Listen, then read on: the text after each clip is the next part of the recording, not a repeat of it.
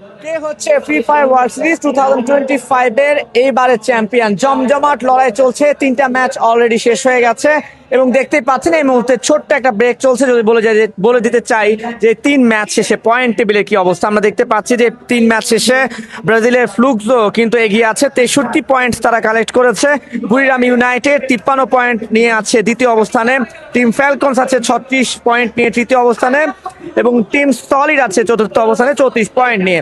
আমরা যদি একটু ইভোসের দিকে তাকাই, ইন্দোনেশিয়ান টিম ইভোস কিন্তু এই মুহূর্তে আছে 6 নাম্বার পয়েন্ট টেবিলে এবং একই সঙ্গে RRQ কাজু, যেটি কিনা ইন্দোনেশিয়ার আরো একটি টিম, তারা কিন্তু অবস্থান করছে 8 নাম্বার অবস্থানে। অর্থাৎ 80 পয়েন্টের যে দৌড়টা চলছে, কারণটা হচ্ছে যে একটু বলে দেয় যে ওয়ার্ল্ড সিরিজের যে নিয়মটা সেটা হচ্ছে যে 6টা ম্যাচ অনুষ্ঠিত হবে, তার মধ্যে যে টিমটি 80 পয়েন্ট আগে কালেক্ট করে ফেলবে তার জন্য কিন্তু চ্যাম্পিয়ন রাশ ওপেন হয়ে যাবে। অর্থাৎ এই 80 পয়েন্ট কালেক্ট করার পর সেই দলটি যদি পরের ম্যাচে বুইয়া পেয়ে যায় তাহলে কিন্তু সেই হচ্ছে গ্র্যান্ড সিরিজ অর্থাৎ ফ্রি ফায়ার ওয়ার্ল্ড সিরিজ 2025 এর চ্যাম্পিয়ন হয়ে যাবে।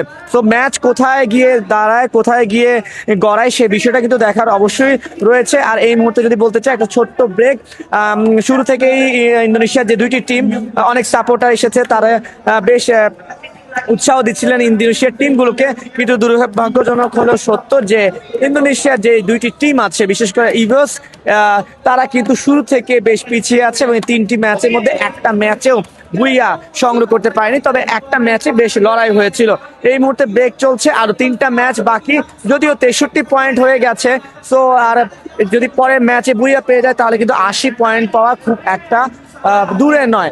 এখন এই ম্যাচগুলো আসলে কোথায় গিয়ে গড়ায়, কার হাতে উঠছে এবছর ফ্রি ফায়ার ওয়ার্ল্ড সিরিজ 2025 এর ট্রফি কে পাবে? প্রায় 3.5 কোটি টাকার প্রাইজ মানি আজকে, অর্থাৎ চ্যাম্পিয়ন দল কিন্তু 3.5 কোটি টাকার প্রাইজ মানি পাবে।